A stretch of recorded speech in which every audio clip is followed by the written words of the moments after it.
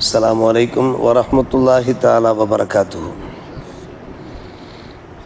பிஸ்மில்லாஹிர் ரஹ்மானிர் ரஹீம். வன் அபி மூஸா ரலியல்லாஹு தஆலா அன்ஹு அன்னஹு சமிஅன் நபிய்ய ஸல்லல்லாஹு அலைஹி வஸல்லம் யகூல் லன் துமினு ஹத்தா தராஹமு காலு யா ரசூலல்லாஹ் குல்லுனா ரஹீமுன் கால இன்னஹு லைஸ பிரஹ்மத்தி அஹதிக்கும் சாஹிபஹு வலாக்கின்னஹு ரஹ்மத்துல் ஆம்மா ரவாஹு தபரானி. அபு மூஸா ரலியல்லாஹு அன்ஹு அவர்கள் அன்னலம் பெருமானார் ரசூலே கரீம் ஸல்லல்லாஹு அலைஹி வஸல்லம் அவர்கள் அருளியதாக கேட்ட அறிவிப்பு: உங்களுக்கு இடையே நீங்கள் ஒருவருக்கொருவர் கருணை காட்டும் வரை, அன்பு செலுத்தும் வரை நீங்கள் உண்மை மூமின்களாக ஆக மாட்டீர்கள் என்றார்கள் நபிகள் நாயகம் ஸல்லல்லாஹு அலைஹி வஸல்லம். நண்பர்கள் கேட்டார்கள், யா ரசூலல்லாஹ், நாங்கள் எல்லோருமே கருணை மிக்கவர்களாகத்தானே இருக்கிறோம், அன்பு செலுத்தக்கூடியவர்களாகத்தானே இருக்கிறோம். அப்போது நபிகள் நாயகம் ஸல்லல்லாஹு அலைஹி வஸல்லம் பதில் சொன்னார்கள், இல்லை, நீங்கள் உங்களுக்கு நெருக்கமானவர்களுக்கு அன்பு செலுத்துவது மட்டும் அன்பல்ல, மாறாக வலாக்கின்னா ரஹ்மத்துல் ஆம்மா, உலக மக்கள் யாவர் மீதும் நீங்கள் அன்பு செலுத்தக்கூடியவர்களாக இருக்க வேண்டும் என்று சொன்னார்கள். ஒரு அழகிய கருத்தை நமக்கு எடுத்துரைக்கிறார்கள். புதிய விளக்கம் என்று கூட நாம் கூறலாம். அன்பு, கருணை என்பதெல்லாம் ஒரு வட்டத்துக்குள் இருக்கக்கூடாது, அது விசாலமாக இருக்க வேண்டும். முஸ்லிம்கள் மீதும் இருக்க வேண்டும், முஸ்லிம் அல்லாதோர் மீதும் இருக்க வேண்டும். உறவினர்கள் மீதும் இருக்க வேண்டும், உறவினர்கள் அல்லாதோரும் இருக்க வேண்டும். ஊரார் உற்றார் அத்தனை பேர் மீதும், சொல்லப்போனால் நாட்டு மக்கள் எல்லோர் மீதும் அந்த அன்பும் கருணையும் இருக்க வேண்டும் என்கின்ற ஒரு விளக்கம் இருக்கிறதே, ஒரு அருமையான ஒரு விளக்கமாக இருக்கிறது. ஆம்மா என்றால் அது அனைவருக்கும் பொதுவான அன்பு என்றால் மனிதர்களும் உள்ளே வருவார்கள், மனிதர்கள் அல்லாத மற்ற ஜீவராசியிலும் கூட உள்ளே வந்து விடுவார்கள். எல்லா ஜீவன்கள் மீதும் நாம் அன்பு செலுத்த வேண்டிய கடமை இருக்கிறது. ரஹ்மத்துல் ஆம்மா என்பதனுடைய விளக்கம் அதுதான். இதனுடைய பலன் என்னவென்று கேட்டால், அடுத்தவர் மீது நாம் கருணை காட்டுகிறோமே, அன்பு செலுத்துகின்றோமே, நல்லுதவி செய்கின்றோமே, அவர்களுக்கு நாம் ஒத்துழைப்பாக ஆதரவாக இருக்கிறோமே, அதனுடைய பலன் என்னவென்று கேட்டால், பலனையும் பெருமானார் ரசூலே கரீம் ஸல்லல்லாஹு அலைஹி வஸல்லம் அவர்கள் பகிர்ந்தார்கள். இரஹமோ துரஹமோ, நீங்கள் பிறர் மீது அன்பு செலுத்தினீர்கள் என்றால் நீங்கள் அன்பு செலுத்தப்படுவீர்கள். கருணை காட்டினீர்கள் என்றால் உங்களுக்கு அல்லாஹ் கருணை காட்டுவான். வகுஃபிரு யுகுஃபரலக்கும், பிறர் செய்த தப்புக்களை, உங்களுக்கு தந்த நோவினைகளை நீங்கள் மன்னித்தீர்கள் என்றால் உங்களுக்கு மன்னிக்கப்படும். கேளுங்கள், தட்டுங்கள், திறக்கப்படும் என்று சொல்வார்கள் அல்லவா? அதே போன்றுதான் நீங்கள் பிறரை மன்னித்தீர்கள் என்றால் உங்களுடைய பிழையை அல்லாஹ் மன்னிப்பான் என்று சொன்ன பெருமானார் ரசூலே கரீம் ஸல்லல்லாஹு அலைஹி வஸல்லம் அவர்கள் ஒரு எச்சரிக்கையான ஒரு வார்த்தையும் சொல்கிறார்கள். வயலுல் லி அக்மா என்று கூறுகிறார். அக்மா என்றால் நல்ல விஷயங்களை கேட்கிறார்கள், உபதேசிக்கிறார்கள், அதன் பிரகாரம் செயல்படவில்லை, அதை கடைபிடிக்கவில்லையே, அவர்களுக்கு நரகத்திலே ஒரு ஓடை இருக்கிறது என்கிறார்கள். அக்குமா என்ற வார்த்தைக்கு அந்த ஒரு அர்த்தம்தான் விளக்க உரையிலே குறிப்பிடுகிறார்கள். வாதின் ஃபி ஜஹன்னம் லி அதாபில்லதீன யஸ்மஊன நசாயிஹ வலா யஅமலூன பிஹா, உபதேசங்களை பேசுகிறார்கள், கேட்கிறார்கள், ஆனால் அதன் பிரகாரம் செயல்படாமல் இருக்கிறார்களே, அவர்களுக்கு மறுமை நாளிலே ஜஹன்னத்திலே ஒரு ஓடை இருக்கிறதாக சொல்கிறார். மொத்தத்திலே பார்க்கிற போது நாம் பிறர் மீது அன்பு கருணை காட்டுவதனால் உண்டான ஒரு பலன் என்னவென்று கேட்டால், பாக்கியம் என்னவென்று கேட்டால், அல்லாஹுடைய புறத்திலிருந்து நமக்கு கருணை கிடைக்கும், நமக்கு அன்பும் கிடைக்கும், ஆதரவும் கிடைக்கும்.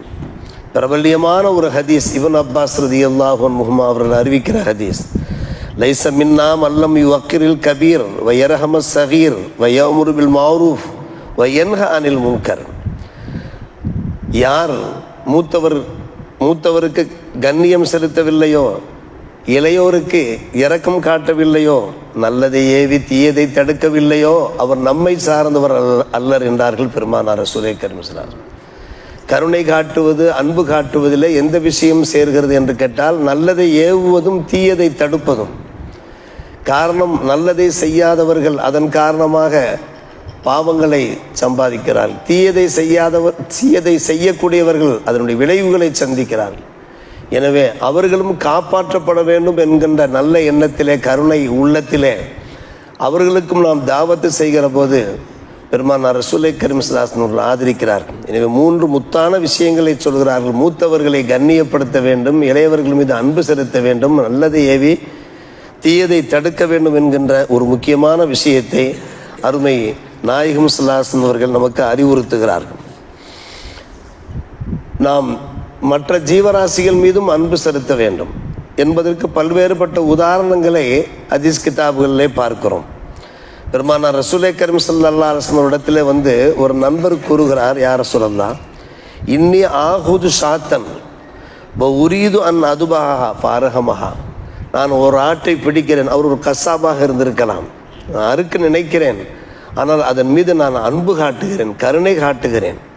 என்னால் அந்த ஆட்டுக்கு ஒரு வேதனை ஏற்பட்டு விடக்கூடாது, ஒரு அவஸ்தை ஏற்பட்டு விடக்கூடாது, நோவினை இல்லாமல் அது இறக்க வேண்டும் என்கின்ற ஒரு கருணை எனக்கு, ஆனால் நான் அறுத்தாக வேண்டும்.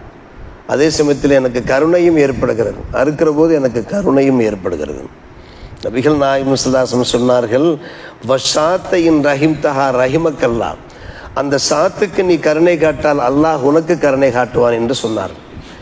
அந்த நேரத்திலேயும் கூட கருணை உள்ளத்தோடு கசாபுகள் ஆடுகளை அறுக்கிறார்களே, அறுக்கிற போது ஆம், இந்த ஆடுகளும் அல்லாஹ் படைத்த ஒரு ஜீவன்களாக இருக்கின்றன, அல்லாஹ் நமக்கு ஹலாலாக்கி இருக்கிறான், அதன் காரணமாகத்தான் நம்ம அந்த ஆடுகளை அறுக்கிறோம் என்கிற முறையிலே அறுக்கின்ற முறை பிரகாரம் ஒரு அன்போடு கருணையோடு அறுக்கிற போது அந்த சந்தர்ப்பத்திலேயும் அல்லாஹ்வுடைய கருணை கிடைக்கிறது என்பது ஒரு சாதாரணமான விஷயமா யோசித்து பார்க்கிறோம். அன்பு பெருமக்களே, மருகும் தாஜு ஷரியத் எஸ்ஆர் ஷம்சுல் அவர்கள் அடிக்கடி சொல்லுகின்ற ஒரு நிகழ்ச்சி, நாம் கேள்விப்பட்ட நிகழ்ச்சி.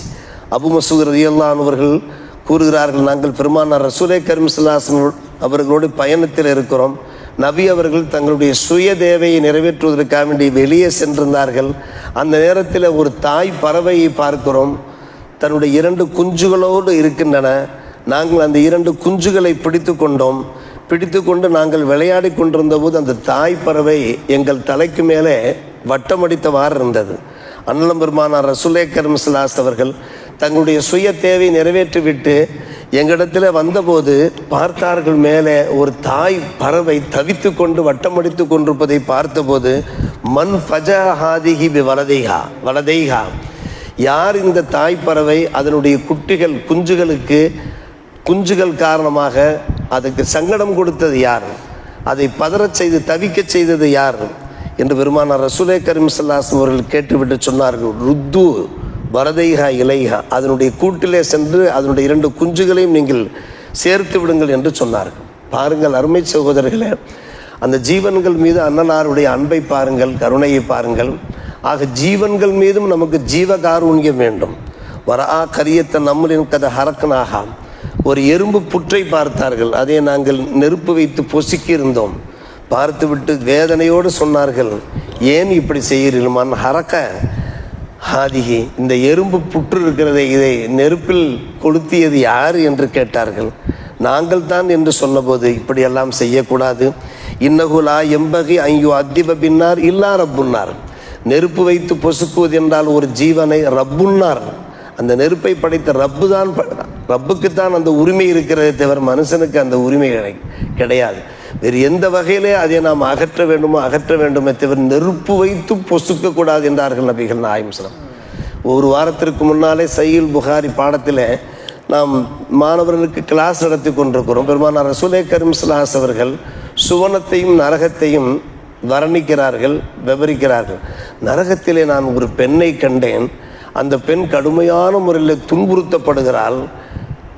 பூனைகள் இருக்கின்றனவே, பூனைகள் அந்த பெண்ணை கொத்துகின்றன. நான் கேட்டேன் ஜபரிடத்தில், எதனால் இந்த பெண்ணுக்கு இப்படிப்பட்ட ஒரு வேதனை? ஆம், இந்த பெண் உயிரோடு வாழ்கிற போது ஒரு பூனையை வளர்த்தாள். அந்த பூனையை வீட்டில் அடைத்து போட்டிருந்தாள். அடைத்ததன் விளைவாக உணவும் கொடுக்கவில்லை. அதனுடைய பசியை தீர்க்காததோடு மட்டுமல்லாமல் வெளியே விடவும் இல்லை, வீட்டை விட்டும் வெளியே விடவும் இல்லை. வெளியே சென்றிருந்தால் அது கிடைத்ததை சாப்பிட்டுருக்குமே, ஹஷீஷையாவது சாப்பிட்டு, ஹஷீஷ் என்றால் புற்பூண்டுகள், ஏதாவது புற்புண்டுகளையாவது அது சாப்பிட்ருக்குமே, விடவில்லை. அதன் காரணமாக அந்த ஜீவன் செத்து போனது, இறந்து போனது, பூனை இறந்து போனது. அதன் காரணமாகத்தான் இந்த பெண் நரகத்திலே இது போன்ற ஒரு சோதனைக்கு ஆளாக்கப்பட்டிருக்கிறாள் என்று அண்ணல் ஜப்ரைல் அலைஹிஸ்ஸலாத்து வஸ்ஸலாம் அவர்கள் கூறிய அந்த எச்சரிக்கையான ஒரு சம்பவம் சஹீஹுல் புகாரிலே 100ஆம் பக்கத்துக்கு பக்கத்திலே இந்த ஹதீஸ் இடம்பெற்றிருப்பதை நாம் பார்க்கிறோம். இப்படி பார்க்கிற போது அன்பு என்பது நாம் நம்முடைய மனைவி மக்கள் மீது செலுத்துவது மட்டுமல்ல, நம்முடைய அண்டை அயலார் மீது செலுத்துவது மட்டுமல்ல, அகிலத்தார் மீது ஒமா அர்சல்னாக இல்லா ரஹ்மத்தல் லில் ஆலமீன், அகிலத்தாருக்கே அருள்படையாக அன்பு செலுத்தக்கூடியவராக யா ரசூலல்லாஹ் உங்களை நாம் அனுப்பி வைத்தோம் என்று அல்லாஹ் சொல்லுகிறானே, அந்த அன்பு வேண்டும் என்கின்ற அந்த ஒரு புதிய தகவலை அருமை சகோதரர்களே, ஒரு நல்ல தகவலை இன்றைய இந்த ரஹ்மத்தினுடைய பாடத்திலே பார்க்கிறோம். வல்ல ரப்புல் ஆலமீன் அந்த ரஹ்மத்தினுடைய மனப்பான்மையை நம் எல்லோருக்கும் தந்தல் புரிவானாக. வாஹிர் தாவானா அல்ஹம்துலில்லாஹி ரப்பில் ஆலமீன்.